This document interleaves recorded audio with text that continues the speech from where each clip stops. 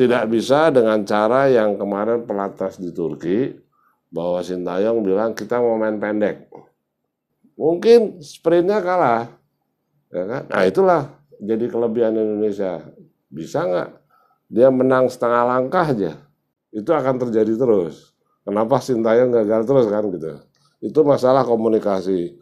Sekarang ada 6 baru pemain naturalisasi. Artinya Sintayong kan berarti butuh penerjemah lagi.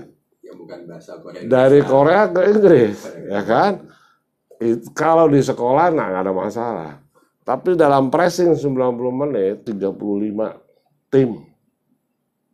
Semuanya dari universitas untuk memantau semua pertandingan di Piala Asia sekarang ini.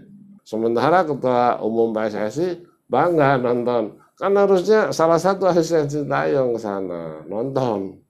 Itu mempengaruhi fisik. Sementara pemain Indonesia yang bermain di luar negeri tidak punya jam bermain, ya dia harus berjudi. Kenapa? Mereka nggak pernah satu tim. Orang cuma pelatnas 2 minggu. Jadi satu-satunya cara ya Catenaccio. Indonesia secara primbon menang. Secara teknis, non teknis, sama mental bertanding, sama ranking atau semua matematika yang sudah pernah dibedah di semua medsos, Indonesia kalah. Berarti terus kita perkuat primbonnya Mbak, karena di situ menang gitu Mbak.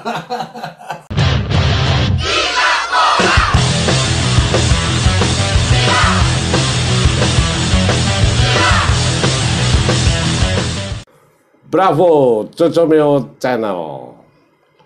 Tahun 2024, Pak Fatih. Siap. Kita ini mencoba dengan format baru karena kita ditinggal nih sama teman-teman. Terus kebetulan tim teknis kita tuh juga punya side job kali ya gitu-gitu ya. Terus saya juga tour ke Eropa gitu-gitu ya. Jadi saya pikir di tahun 2024 ini kita tetap dengan standar bahwa Cocomeo Channel akan mengkritisi sepak bola nasional yang kebetulan di bulan Januari ini ada pesta sepak bola Asia yang sebetulnya standarnya udah sama dengan Piala Dunia lah. Artinya seperti itu ya. Hari Senin malam tanggal 15 ini mungkin kita bisa diskusi, bisa ngobrol apa aja sih sebetulnya yang menjadi daya tarik tim nasional Indonesia yang menurut saya nih, ini baru nih dibandingkan dengan pemain tim nasional di saat pra-Piala Dunia nih, gitu, ya kan? Ada formasi baru, terus pemain naturalisasi baru, itu coba nanti kita bedah. Menurut Fatih ini situasi yang genting-genting ya, mungkin gentingnya tipis kali ya, genting-genting tipis nih gitu loh. Karena 3 pertandingan uji coba dengan pemain yang sudah dipilih, itu kan semuanya kalah telak gitu. Ya. Itu menurut Pak Fatih gimana? Ya, makasih Mbak Coco. Selamat tahun baru juga Mbak Coco. Selamat tahun baru. Saya tuh orang yang berfinalisat ya, melihatnya selalu di ujung gitu kan. Yang penting pertandingan itu menang atau kalah gitu kan. Orang kan dilihat itulah juaranya. Walaupun prosesnya kadang kurang sempurna atau ada sedikit kecurangan, orang lupa itu. Oke. Nah, saya sendiri cukup pesimis nih, karena tadi Mbak Cuco bilang kan 3 pertandingan aja kita kalah, dan kalahnya mencolok gitu kan. Betul. Bukan yang tipis gitu. Ya. Jadi justru nanti juga saya ingin tahu, karena saya pesimis, nah dari ulasan Mbak Coco nih bagaimana supaya pesimis saya menjadi optimis kan gitu Mbak. Pesimis itu bukan berarti sebel atau bukan berarti benci, tapi justru kecintaan kita membuat kita lebih mengkritisi dan memberi masukan kan gitu Mbak. Intinya Cocomeo Channel itu bukan bagian dari netizen. bukan bagian dari milenial atau generasi Z lah. Tidak ada urusan dengan nasionalisme. Karena basic saya sebagai jurnalis itu ilmunya cuma mengkritik, dan mengkritik. Dengan banyaknya pemain naturalisasi atau itu kan merupakan amunisi baru juga, Mbah? Bagaimana menurut Mbah Coco nih? Gini, saya tidak tabu dengan pemain naturalisasi. Ketika saya dulu menjadi pencetus pemain naturalisasi tahun 2009 dan saya harus berangkat dengan teman-teman wartawan senior, ada Negara, ada Yesayas, ada Dedi Reva, itu bukan sekedar jalan-jalan, foya-foya, tapi memang kita presentasi kepada PSSI bahwa naturalisasi itu harus dibarengin sama kompetisi di dalam negeri, Ya. sehingga berimbang kualitasnya. Terus ketika saya diutus sebagai salah satu tim yang ke Belanda, itu tujuan utamanya jangka pendek untuk Piala AFF 2010. Waktu itu dilatih oleh Alfred Riedel. Ya. Dan kita sudah konsultasi dengan Alfred Riedel, silakan cari ke sana, silakan presentasi ke kita, apakah kita butuh atau tidak. Artinya gini, hak veto di dalam sebuah tim nasional itu nggak boleh diganggu-gugat. Siapapun pelatihnya, dia punya hak prerogatif ya, nggak bisa diganggu-gugat oleh siapapun. Artinya, kalau sekarang Sintayong itu membutuhkan pemain naturalisasi, kita juga nggak alergi. Pertanyaannya, dari beberapa pemain yang tidak main di pra Piala Dunia, hanya 2 minggu pelatnas di Turki, apakah bisa menjadi sebuah bangunan tim nasional yang kokoh? Karena problemnya baik teknis maupun non teknis itu banyak benar. Dan ini bisa nanti dibaca di akun Facebook saya. Tapi ada bedanya nggak, Mbah, program naturalisasi waktu Mbah Coco yang ke Belanda waktu itu 2009 itu dengan yang sekarang ini? Kira-kira secara mendasar bedanya apa gitu? Bedanya itu ketika kita mau diutus ke sana lagi untuk masalah administrasi bla bla bla, itu sudah diumumkan oleh Nurdin Halid, kita punya gitu. Nah, itu yang kita dari awal sebagai wartawan jangan dipublikasi dulu. Presentasi dulu aja pemain-pemainnya. Ya kan, videonya seperti apa, cara main di sana, mereka main di Eredivisie-nya Belanda itu seperti apa gitu. Jadi memang waktu itu nggak ujuk-ujuk. Dan ketika kita mundur untuk tidak melanjutkan, akhirnya kan dalam perjalanan 1 tahun sampai Desember 2010, itu kan Alfred Riedel dan PSSI cuma memutuskan 2 pemain. Yang satu memang sudah punya hak, sudah pernah bermain lebih dari 5 tahun sesuai aturan ya, tidak ada darah apapun dari bapak, ibu, nenek, kakek seperti Christian Gonzalez. Yang kedua adalah Irfan Bahdim. Irfan Bahdim itu juga karena saya gitu. Saya bawa di charity game, dilihat sama Timo. Waktu itu dia pelatih Persema Malang. Hari itu juga diboyong ke sana. Ya dianggap pantas ya silakan, itu bukan hak saya lagi. Dia pantas menjadi pemain nasional itu urusan Alfred Riedel. Kira-kira kayak gitu. Nah, sekarang dengan adanya pemain naturalisasi, ini kalau tadi saya bilang ini menjadi amunisi yang baru, ada kendalanya tidak, Mbah? Antara apalagi sekarang kan pemainnya banyak 7 paling enggak. Nah, ini ada kendala tidak dengan pemain lokal yang besar di Indonesia? Poin-poinnya kendalanya. Kenapa dalam 3 kali uji coba itu semuanya kalah? Ya, lawan Libya 2 kali sama Iran sekali ya. Itu saya melihat ya, saya kebetulan nonton di TV. Problemnya itu pertama dari teknis saja ya. Itu antara naturalisasi sama lokal itu jomplang. kalau pemain yang biasa bermain di kompetisi di Eropa, mereka kontrol bola, passing itu biasa. Sementara di Indonesia tidak ada budaya kontrol bola, passing, ya kan, mengumpan kepada teman, itu yang selalu 100% bagus. Itu nggak pernah terjadi. Mungkin dia 20 menit pertama bagus, tapi 70 menit berikutnya salah terus. Nah, ini yang mempengaruhi kerjasama sampai Jordi Amat melakukan gol bunuh diri waktu di Piala Dunia.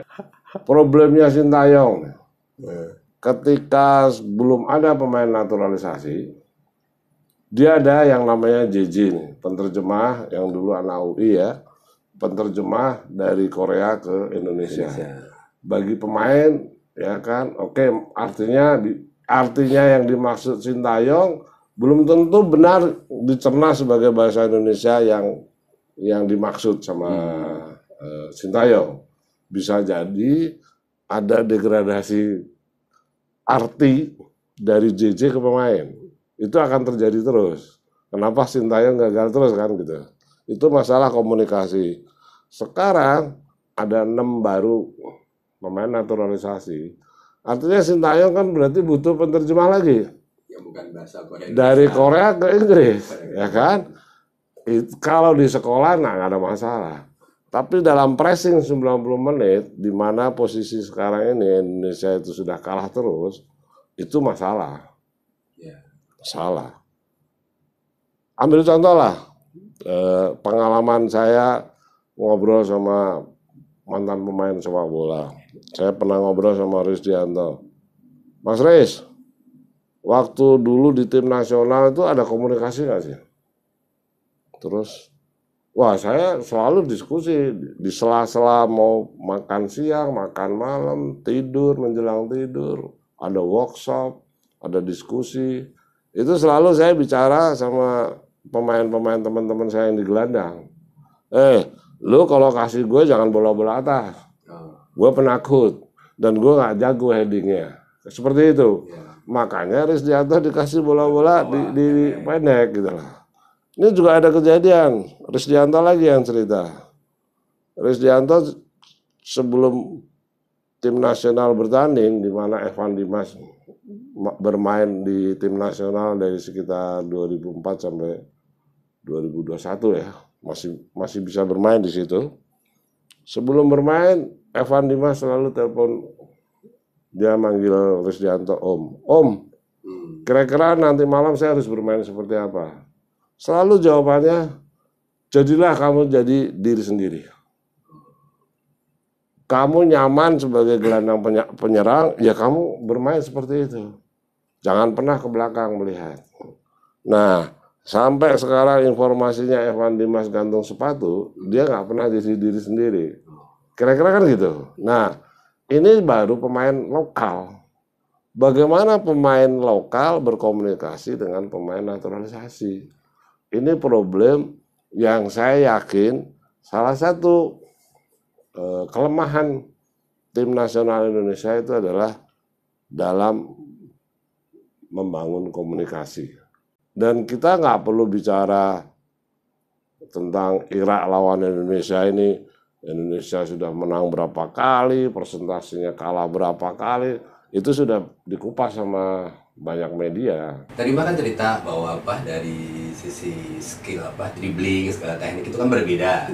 Nah, sekarang kira-kira mengenai fisik ada perbedaan nggak Mbak? Sangat. Di kompetisi Liga Indonesia, ada nggak sebuah klub yang memang fokus untuk mengedrill persiapan kompetisi itu fisik? Satu. Yang kedua, apakah ketika mereka bermain dengan fisik yang sama, ya kan, itu mereka jalankan di dalam kompetisi, di mana kompetisi itu semua pemain sudah kasak-kusuk, udah bisik-bisik, informasi seliweran, nanti kita wasitnya parah nih, wasitnya timnya dari sini, seperti itu non teknis banyak, dan semua pemain yang sekarang masuk di tim nasional pasti mendengar itu, pasti. itu mempengaruhi fisik. Sementara pemain Indonesia yang bermain di luar negeri tidak punya jam bermain, tidak bisa rutin starter. Contoh, Asnawi, dia nggak bisa dalam katakan di kompetisi di sana tuh dia bisa lebih main dari 30 pertandingan, nggak mungkin di kompetisi kasta Liga 2 ya. Terus Arhan, apalagi selalu dikasih kesempatan, ya ada tim akademi, tim universitas. Itu kan beda dengan kompetisi di Jepang. Nggak bisa. Nah, Aiki juga dulu kan juga jarang juga. Aiki, terus siapa lagi? Witan, Marcelino, kan juga nggak dapat jam bermain, yang dimana tiap bertanding seminggu sekali full 90 menit. Itu bicara persamaan fisik, stamina, VO2 max, ya itu pengaruhnya besar. Kalau zaman dulu ya, mungkin nggak tahu saya apakah sistemnya masih sama. Dulu seingat saya tuh kalau tanding timnas tuh semua disamaratakan dulu, fisiknya digenjot dulu biar V2 max sama. Ya ada nih dulu begitu, nggak tahu sekarang. Ya, dulu kompetisi tidak seketat di zaman sekarang. FIFA, AFC tidak membangun kompetisi di zaman seketat sekarang. Dulu belum ada Piala Asia U16, 19 juga belum ada gitu kan. 21 juga belum ada, apalagi di ASEAN gitu loh. Itu pengaruhnya seperti itu. Jadi mereka memang cuma ditempa di kompetisi. Berarti sebenarnya akhirnya menjadi tanggung jawab klub ya Mbak, kalau pemain supaya fisiknya bagus segala macam, karena kan lebih banyak di klub daripada di timnas ya. Oh iya, kan kompetisi Liga 1 itu kan standarnya 9 bulan, gitu loh. Nah 9 bulan kan mereka bermain untuk tim gitu loh. Kemarin itu saya mendengar persiapan tim ini, tiba-tiba ada Erick Thohir bangga diundang sama Federasi Sepak Bola Jepang nonton pertandingan Jepang melawan Thailand, ya kan, kalah tuh 5-0, ya kan. Dan Erick Thohir bangga. Kalau saya Erick Thohir lah katakan, saya akan bilang sama Sintayong, siapa asisten lu yang ikut berangkat sama gue? Karena lu harus tahu cara main Jepang. Dan kita di grup D itu satu grup, gitu loh. Dulu nih, pengalaman kita meliput tim nasional pelatnas, Sultan Harara sebelum Indonesia meraih medali emas SEA Games 87, itu kan ada trio pelatih, Berce, Sultan Harara, Sarman. Karena Sultan Harara itu fasih berbahasa Inggris, dia diutus nonton pertandingan uji coba semua pemain Asia Tenggara. Dia ke Thailand, dia ke Malaysia, dia ke Singapura, dia ke Filipina, dia ke Vietnam, nonton pertandingan uji coba. Jadi di sana nonton, pulang dia kasih laporan kepada Berce. Kenapa? Pasti bahasanya sama, orang dia mantan pemain. Habis itu di situ dia satu tim. Kan harusnya gitu loh. Bayangkan nih, kemarin Jepang membawa 35 tim.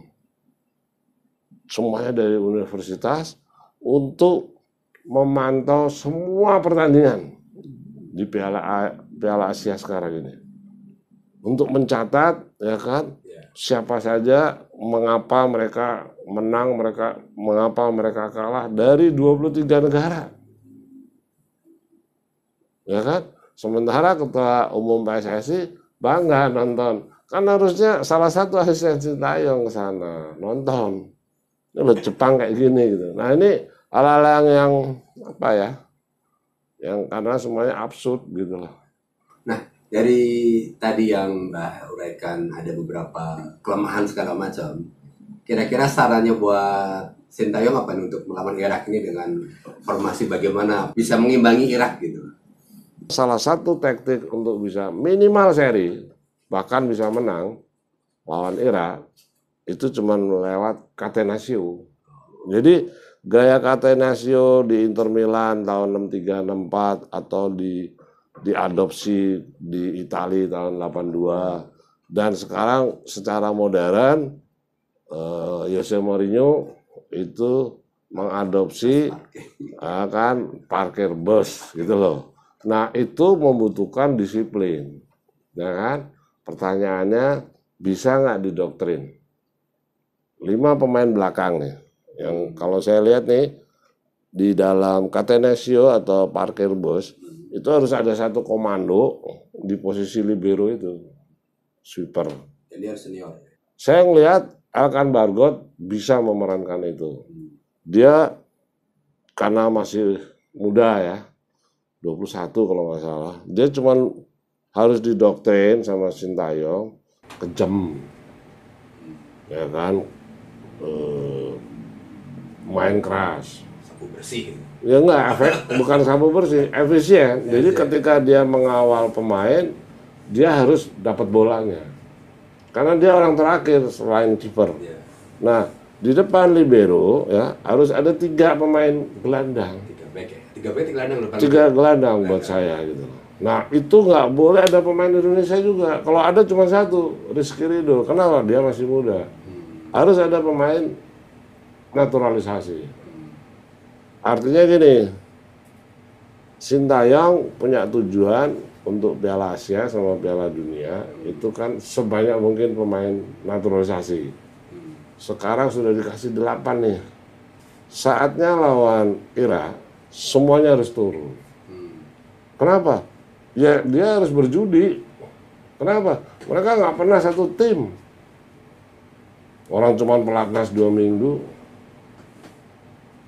Jadi satu-satunya cara ya Catenaccio, parkir bus, dan ini memungkinkan 2 penyerang yang punya sprint hebat.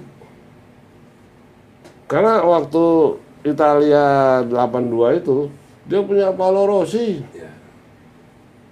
Ya, jadi Paolo Rossi dikasih kesempatan bola, udah dari mana aja semua pemain belakang berhasil ke Argentina. Dan juga harus satu kesempatan bola menjadi gol ya. Karena jarang akan dapat bola kan. Nah, ini ada di dalam karakter Yakob Sayuri. Karena Catenaccio itu hasil terakhirnya adalah serangan balik. Itu di depan 1 ke 2, Mbak? Bisa 1, bisa 2.